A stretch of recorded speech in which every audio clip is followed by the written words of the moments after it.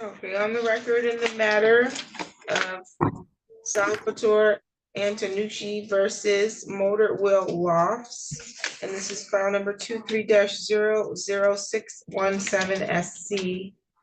Sir, can you state your name, please? Salvatore Antonucci. You, and then your name, ma'am? Sheila Sharapata. Okay, and you're here on behalf of Motor Wheel? Yes, I am. Are you an employee of Motor Wheel? Yes, I am. Thank you. Today was the date that was set for a hearing for a small claims appeal. And let's see here. There was previously judgment entered in favor of the plaintiff, it looks like, and are you appealing that? Yes, we are. Okay.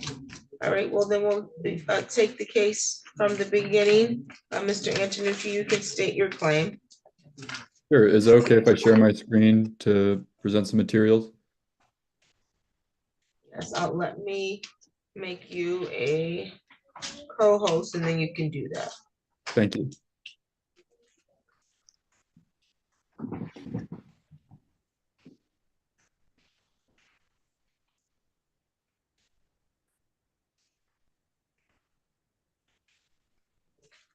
Right.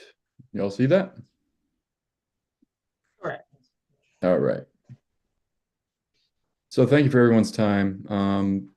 I want to be as concise as possible, but the main thing here is that the purpose of this, my complaint was just because I don't feel like we were fairly assessed for the damages of the unit that we had rented for Motor Wheel Lofts. So through this process, I hope to be fairly assessed for the damages, and then consequently be appropriately refunded for our security deposit. So before we get into the actual reasons for the security deposit being taken, I'd like to go over some important dates. So we began moving out on June 4th of 2023. In this message here, you can see. Can you go back? You're moving a little bit quickly. Oh, I want to see these dates. Okay. Sure, yeah. And they're going to come back up. They're going to come back up as well. But anytime, yeah, please let me know. Okay, you can proceed. Okay. So the first important date is June 4th of 2023. So this is the date that we began moving out. I say we, my girlfriend, Victoria Thatch, is also on the lease, and I'm filing this claim in our behalf. But in this message, we let them know that we would be moving out and that the lease obligation is for 6/30, so move out date on 6/15. And they let us know to schedule a time to request to reserve the alley and elevator. And so I asked for June 4th as a time to reserve it. And then we had heard, that's good, June 4th at 1 to 3. That's the date we began moving out. And then I wanted to confirm. Can I ask you a quick question? When did you contact them to request June 4th? Is this the Monday, May 22nd? Let me see. I requested June 4th. Yep, May 22nd. Okay. Okay, you can continue. Okay. So on looks like May 22nd, I was given June 4th as I was confirmed June 4th. And then I wanted to confirm too that we wouldn't be moving out on the 4th. So I said, thanks. I just wanted to confirm that the dates are just to reserve the alley. I believe that we will need a few more days to move after this date. So our final move out date will likely be closer to June 15th.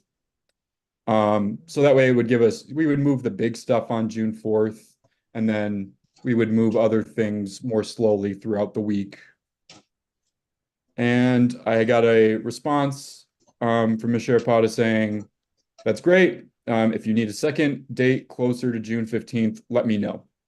And that was also sent on May 22nd. So that establishes the day that we began moving out. Now, we took quite a few more trips back and forth between June 4th and the 14th, but we finally moved out on the 14th of June 14th, 2023. And on that day, I sent a message via the resident portal saying, hey, I just want to leave a message to let you know that Victoria and I have finished moving out. You may move forward turning it over for the next tenant. We left 3 sets of keys along with the key card, Wi-Fi router on the counter as instructed. And then this is my current address, the forwarding address. And I asked that they send that security deposit there as long as any future correspondence. So on June 14th, I sent that message. I didn't get a response back though, which was kind of concerning. I thought I would get a confirmation message from them, but I didn't get anything. So on June 28th, I sent a follow-up message also through the portal. And this one I said, hey, I'm just writing because I wanted to confirm that someone received the message I sent on June 14th about where, the forwarding address. And I just said, hey, if you need it again, here's the address again. And also please respond confirming that you received my message. And then any information regarding the status of the security deposit would be greatly appreciated. So that was, I think, 14 days in between these messages, and I hadn't heard anything from anyone at Motor Wheel in that time. But on the same day, I received a message back from Ms. Sherpata saying, we did receive your addresses, your address. Security deposits are usually returned in less than, security deposits are to be returned less any damages 30 days from the lease end date. I usually get them done sooner. Thanks, Sheila. And that was sent on June 28th as well. Now, the move out date that's listed in the lease is June 15th. Sort of confusingly, there's also an end of lease date. I don't know if that's pretty conventional, but that's how it was listed on this lease. But the date that we terminated occupancy was actually on June 14th, 2023. I figured that was something that was worth mentioning. Now we didn't hear back from Motor Wheel since I think I said that was the 28th, again until July 17th. And this is when we were actually mailed the notice of the security deposit, and we got a move out statement. We will look at this message again, but I wanted to show it here on July 17th. This is the first contact we had since, the confirmation message. And they said that the painters had to paint 1,264 square feet of the unit to holes, marks, and stains. The painter sheets attached. We'll look at that as well. And then that the total cost of security deposit would be deducted is $1,162. And that we would get a check in the mail. We also got this in a separate message. This is the statement, the move out statement, which again, we will look at in time. But on the dates here, it says the statement date was July 17th. And also I wanted to point out that the move out date of 6/15 is written there as well.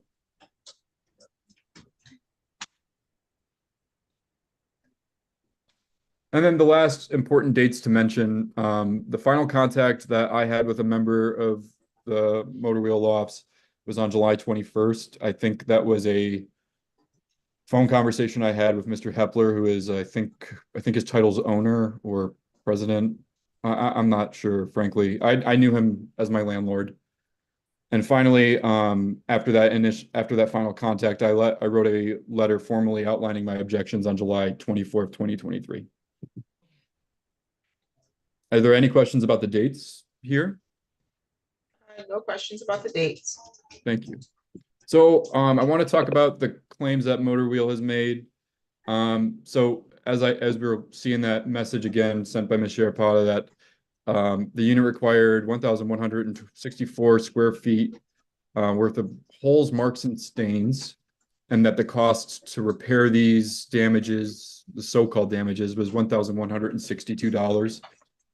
So that was outlined in this email message. Again, I wanted to show it, 1,164 square feet and $1,162. And again, holes, marks, and stains, which will be important language later on.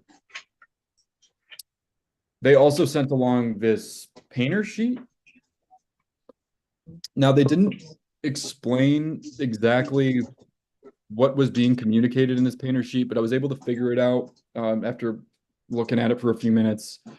So you can see these are all of the different areas that they said were damaged. So you see here there's stains, command strip, stains. There's also drywall repair right here, which will be important later. And then these letters and numbers, so those are like walls. So I'm assuming this is bedroom 1, bedroom 2, bedroom 3. And then the square footage of each of these walls was calculated. And then when you add all these numbers up, that's how they get the 1,264 square feet. So you can see that the square footage is added up from the apartment, like all over the apartment, which again will be important later. The move out statement, I want to take a closer look at the move out statement that they sent as well, along with the painter sheet. So the only thing on the paint, this is the entire move out statement. I did not receive anything else other than this. And as you can see, we'll talk about later that there's just I'm sorry, that's not what I meant to do. There's a date and then just the description of damages and then that total unpaid damages charge there. And we received $213 back. So now I think it's important to actually take a look at the way that Victoria and I had left the apartment, the apartment's condition on move out. There's a video that I took on June 13th. This was before we took the last load of our things into our car. This was us leaving the keys on the apartment counter. If at any moment you'd like me to pause the video as well, please do let me know, but I will pause it at a few moments as well. So when we first enter, I do say you can see there is damage to the drywall here in the entryway. And one thing I do want to make very clear is that I am not trying to argue that there was no damages that needed to be repaired. What I am trying to argue is that we are being held responsible for repainting and repairs that should fall under the category of normal wear and tear. But this is one of the areas that we did damage. There were some command hooks that were improperly removed. So it took the paper off the drywall here. You know, if you know the size of a command hook, you can imagine the size of that damage right there. That's right upon the entryway. Coming into the apartment, entryway here, the opposite wall. This is the bedroom. You'll notice that there are command strips up there that just weren't peeled off. For some reason, that was even on the painter sheet, which if you remove them correctly, there shouldn't be a problem, unlike the ones I did, I admit, remove incorrectly.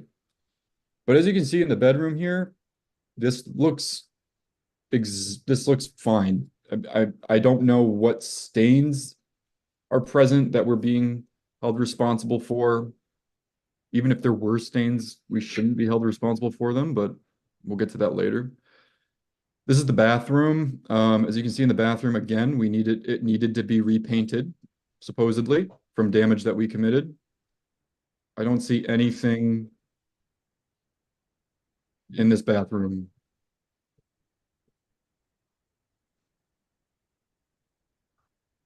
This is the closet. You can see we still have, this is like the last bag of stuff we had. It was wrapping paper. We still have our stuff in here. We took like 2 loads still. There's a broom in the corner because we cleaned up. Oh, I'm so sorry. I meant to go back just a minute. Because there's a spot right here in the kitchen. You can see that little white speck, and there's another one right there. There were small drywall anchors that were in the wall. So again, that's the second wall that we admit was quote unquote damaged, right? We knew when we put those anchors in that there would be a deduction from our security deposit to fill those holes. We expected that. But as we'll see later, we were not expecting to be held responsible for other damages because we didn't think there were other damages. So there's the bedroom, or there's the living room, there's Victoria, my roommate, my girlfriend, and that's that. Is there any part of this video you'd like to see more of? Oh, no, I'm fine. Thank you. Let me see if I can, I don't know why it does that with the full screen. Here we go. So there's some screenshots that we can return back to. Again, those are the two holes in the kitchen. I think we went through the video very carefully though. Again, those are the entryway damage. That's the entryway damage again. And then there's also this video that was shared with me that was in the resident portal that Motor Wheel uses to communicate with its tenants. And this was their walkthrough of the apartment assessing damage that I want to watch with you all. Unit 314. Oh, and I should preface this by saying, as we're watching, I don't know who is in this video assessing the damage, but they're going to mention what they think needs to be repaired. Scratches on the door.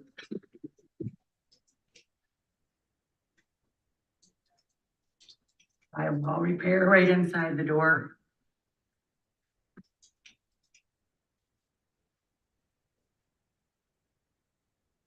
Main wall needs to be painted. The hall wall into the living room.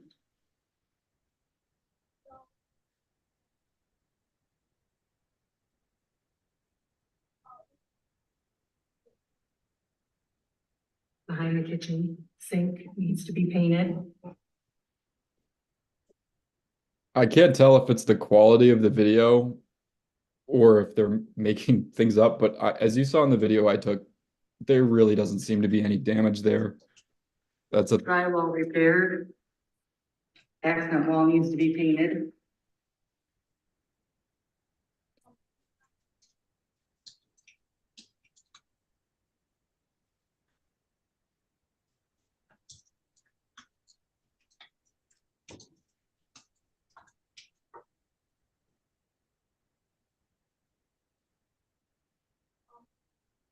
Bedroom wall needs to be painted.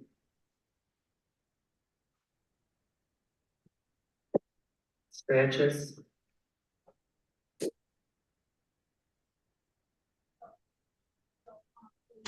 Scratches. Drywall repair. again, those are command strips that The entire bedroom needs to be painted. Yeah.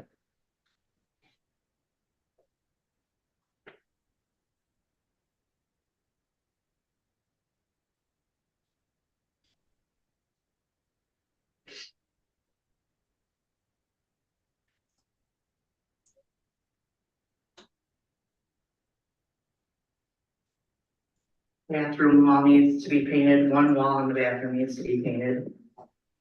The rest is okay.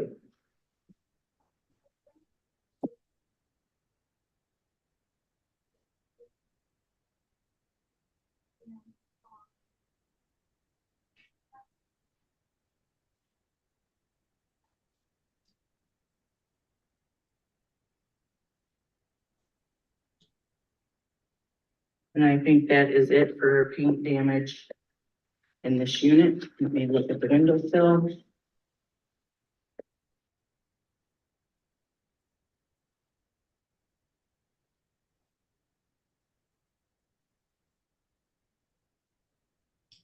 Windowsill needs to be painted also.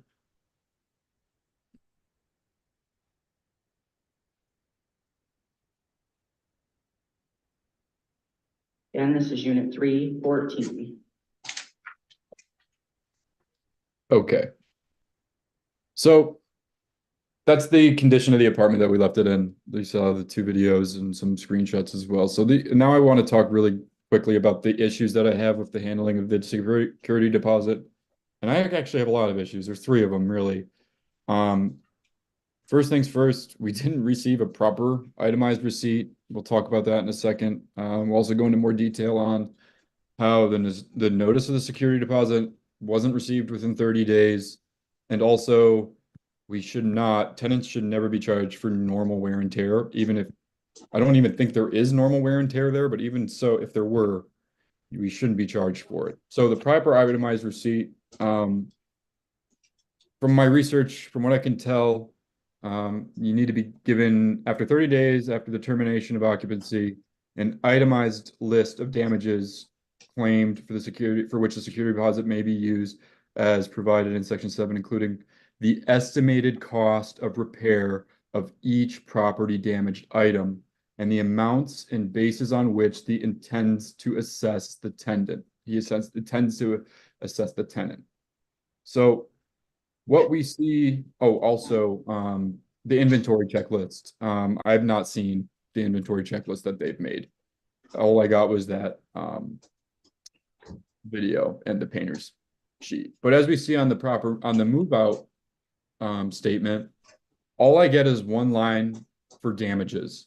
Now, my interpretation of that law, I mean, I'm not a lawyer. I don't know what that exactly should look like, but from what I understand, it should give me a breakdown of how much drywall repair should have cost, how much painting should have cost, how much other repairs they may have had to do should have cost, but we don't see any of that. Instead, I just got a painter sheet that wasn't explained at all. So this makes it nearly impossible to tell where the money that they're withholding went. I have no idea how much any of their repairs cost. So that's my first big issue. Right, they did have this painter sheet, but like I said, that's not an itemized receipt. That's not giving me costs. My second issue is that the security deposit wasn't received within 30 days. So again, from the research I did, I saw that failure by the landlord to comply with the notice of damages requirement within 30 days after the termination of occupancy. Again, I'm not a lawyer. I don't exactly know how these terms are defined, but termination of occupancy seems to me to be the day that the tenants move out, not the date that the lease terminates, which again is really weird that it terminates after we're required to move out. I've never seen anything like that before in all the apartments I've lived in. But as we established earlier, I moved out on June 14th, and in the move out day from the lease and also from the move out statement, it's June 15th. And we didn't get a notice of a security deposit form being mailed until July 17th. So that's 34 days. Again, this was not done in the proper time frame. It was not done in the proper detail. That's a huge issue for me. Now, the last issue I have is that tenants should not be charged for normal wear and tear on an apartment. So again, I did some research here that says that the security deposit may be used only for the following purposes: to reimburse the landlord for actual damages to the rental unit or any ancillary facility that are the direct result of conduct not reasonably expected in the normal course of habitation of a dwelling. So normal habitation, paint is going to, I don't know, it's paint. You got to repaint after a few years. I don't know what they're expecting, but so they're saying that they needed to paint 1,264 square feet of holes, marks, and stains. Now the holes, I understand, that does not fall under the category of normal wear and tear. I would argue that the holes in the entryway and the kitchen are my responsibility. But the marks and stains, I would believe, would fall under the category of wear and tear. But even if they do fall under even if they don't, I didn't see any marks or stains that needed to be repainted. Regardless, this is what we were charged for. So Can you go back to the last, can you go back to the last one? It says the This one. total cost being deducted from your security deposit is 1,162 square feet. yeah, I don't know what that. I don't know if that means, we'll find out later, I guess. Okay. So this is the painter sheet that they gave me.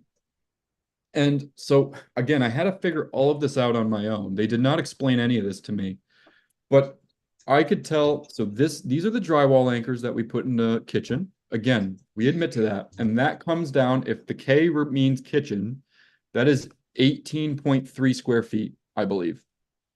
This right here is the damage that we did to the entryway. So hall 1 and hall 3, maybe. I'm not sure, but if I'm being liberal here, that's 34 plus 109 square feet. That's not 1,200 square feet. Everything else that needed to be painted then is not holes or damage. This is stains and what else? Marks, which again, I did not see, but they felt the need to repaint them and then make me responsible for paying for that paint work. So from what I can tell, all these other ones that aren't circled are also my responsibility. That number here adds up to 1,200. Now, on their leasing agreement that we did sign, it does say, please note that any nail hole requiring wall repairs will be deducted from your security deposit at a minimum of $50 per wall. So again, I was willing to pay at least $50, $100, even $150 for those drywall anchors that we put in the wall. We knew going in that that would be deducted. We did not ever expect to be deducted for the condition that we left the other walls in, which, if you ask me, was more than okay. So my conclusion that I want to go over here is that there were 2 walls that were damaged and were in need of repair. I admit that. Now, the lease did stipulate that there's a minimum of a $50 fee per damaged wall. And again, we would be happy to pay that. Now, in the previous ruling, since there wasn't an itemized receipt, and we don't know how much those 2 particular walls cost to repair, the magistrate ruled that each wall would be, we would say that it would be at least $50. So they would be reimbursed $100 for my deposit to cover the repairs to those 2 walls that we were responsible for. Frankly, I am more than happy to, I was totally okay with this ruling, given that I don't want the whole security deposit. I don't think I was entitled to it. I just want to be given what I actually should be given back. And the fact that they had $100 going back towards them, I think is okay. So that's my case. That's all I have really. Like I said, I just want to be fairly assessed, and I want to get this over with because I do not have any more vacation days to take to argue my case. Thank you. You Thank can you. stop the share screen, please. Yes. And thank you for the presentation. That might be a first for me. Now, Ms. Sharp, is it Sharapata? You're muted. Can you unmute? Can you hear me now? Yes, I can. Thank Okay. you. Hi. Okay. And what is your role again with Motor City? I handle some leasing, I handle administrative, I handle accounting, so I do quite a bit. Okay, sounds good. Right. And were you the person who did the walkthrough? I did not do the walkthrough. Our painters do the walkthrough, and they send us the video and the photos. So it's a third-party painter. They charge 92 cents a square foot, and when they paint walls, they paint them seam to seam. And then when there's drywall repairs, it has to be patched, it has to be sanded, it has to be primed, and then it has to be painted. It's a 2-day process. Oh, So, I'm not disputing those things. Okay. But just Yep. in the interest of time, I just want to get straight to the point because as you can see in this PowerPoint, which before you even got to the point, the law is the law where it comes to what the responsibilities of the tenants are and what the landlords are. So one of those responsibilities is that you need to send notice of the security deposit within 30 days and why of the termination of occupancy. So Mr. Andalusi, I wasn't finished talking. Okay. And so one of those things that stated in your lease was that he was to end his occupancy on the 15th of June. So that letter was supposed to be to him by 30 days after that. Why was that not the case? He actually, we do it based on the lease end date because you are responsible for the unit until your lease end date. And that's not what the law says. The law doesn't give you an opportunity or the leeway to decide when you're going to do it. The law says you're supposed to do it within 30 days of the termination of occupancy. He terminated his occupancy actually on the 14th, but notified you that by the 15th it'd be done. Not by the time that you decided he was going to leave the lease. And also based on what he showed, you all said he had to get out the house by the 15th anyways, even though his lease ended 15 days later. So the court, to cut through the chase, I understand that you all made the decision that you're going to go by that date. I actually think there's a whole nother issue with the fact that a lease ends on one day, but you're telling them they need to be out 2 weeks before the end of their lease. That's a problem, but that's not an issue before the court. Nonetheless, I agree that you failed to comply with the law when it comes to providing notification within 30 days. Why was he not received, or why did he not receive a appropriately itemized receipt? So with the email, I send the email that explains it. I send the painter sheet that explains the charges. I upload a video and I tell them that that is all available to them to take a look at, and that outlines the charges. So I use the evidence of what the painters provide to me to help itemize everything out for them. So that okay, is. so an itemized receipt would be painting this or filling this wall. This is how much the drywall cost, and it's how much it was for labor, and this is how much it was for materials. That's what an itemized receipt does. What he showed, and maybe you have some other evidence that he didn't show. I don't know. If you do, you can show it to me. But what he showed was a handwritten thing that he had to figure out himself what that meant. And that's unreasonable. No one has to take a copy of your painter's form where he presumably used the square footage of the house. And before we get here, I'm just going to say it's completely unreasonable to me that a renter doesn't understand that you got to paint a house, period, before you re-rent it. And you don't get to charge the tenant for repainting a house. You don't get to go and say wall number 1 needs to be repainted. That's ridiculous to me. I wish I would move in somewhere and they didn't freshly paint the walls. You don't get to make them responsible for you repainting the walls. Before I was a judge, I did real estate. When I was in school, my mom was a property manager for a large property complex. This is normal. But of course, it wasn't in the state of Michigan. So maybe you all are a little different when it comes to the mindset of what you need to do. The mindset of what you need to do. But if you rent an apartment out and people move out, they're supposed to leave it in broom swept condition. There's no, and some tenants will take the time to refill the hole so they don't get charged if they have pictures and things of that nature on the wall. But the expectation, I think, is reasonable that the owner is going to go in there and get the property cleaned and the walls painted, no? Some, yes, normal wear and tear. Our apartments rent usually for a longer year, and they are freshly painted in between tenants. We call out in our move-in packet, and I can show it to you, the fact that you're not to put holes in the walls, scratches and marks. That's tenant responsibility. When people live in our units more than a year, which is usually the case, then we start writing off more for wear and tear. And we did, there were walls he was not charged for. So there was some walls, and for example, she mentioned the door. They brought in their bike or whatever, and they scratched up that door. We refinished that door for free. So there was things that were written off as normal wear and tear.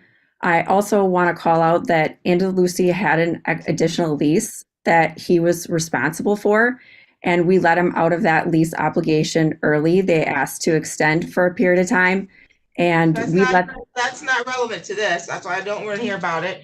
It just causes confusion trying to mix things. And but the other law part, says you can't, the law says you cannot charge the tenant for wear and tear. So you violated that. Last question, because you didn't give them an inventory checklist either, it looks like. And so I think the lease does say, though, that they are responsible for the holes. And so why wasn't there at least at bare minimum itemization as to how much it costs to repair those holes? Because we go back, like a huge scratch or a gouge on the wall from a couch that was moved, that still that still is something that we have to paint seam to seam, and it's in the move-in packet, that if you put your furniture against the wall and you leave those marks, that you'll be responsible for them on your move out. I And he was recognize given, that, but there was no, do you have a better video? Because the video he showed I that did, you all I provided do, and I have some doesn't photos. show me any damage. And then also Okay. the video he showed, I only see essentially the holes that there was some drywall hole in the kitchen, Yeah. it looks like, or ankle hole in the kitchen. There was some drywall damage in the entryway. Those are two walls that I see in his video. The one that he played that he said he received from you was definitely there was a clarity issue. So I didn't see, to be honest, if I viewed that, I would consider them to be model tenants, and I don't understand why they're being charged. Okay. That's the other thing. So- Why are they being charged? Why is the charge? And that's why it's important to give an itemization. Why is he being charged the amount is the dollars per square? It's per unit? I'm square really foot, confused it's about that. 92 cents per square foot, and that's what we're charged by the painters. It's a pass-through charge that we pass through Okay. to the tenants, and then we write off. That wasn't itemized to him then, correct? It was given to him. He was given the painter sheet, and we told him, and we talked to him as well, and we told him it was 92 cents a square foot. No, the law doesn't say you get to talk to them. The law says that you need to give them All an right. itemized receipt. Ma'am, he was given the information. So And an itemized receipt? sent him an email. I sent him the painter sheet. I sent him a video, and I Can sent you him show me the email that you sent him? that you saw it. That was the email I sent him, and then we spoke Which with him one after was that. it? He, Well, I don't want to hear about what you spoke about. I want to know about the itemized receipt. Can you pull up the receipt on the email again for me, sir? Yes, one moment, please.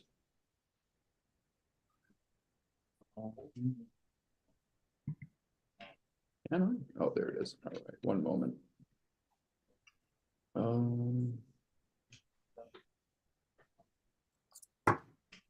There's, This is the email, but apparently, which was what he sent to you all after he received, I guess, notification that he was going to have a deduction. It says your total cost being deducted from your security deposit is 1,162 square feet. Where does it say that's because of the drywall and X, Y, and Z, and that is 92 cents?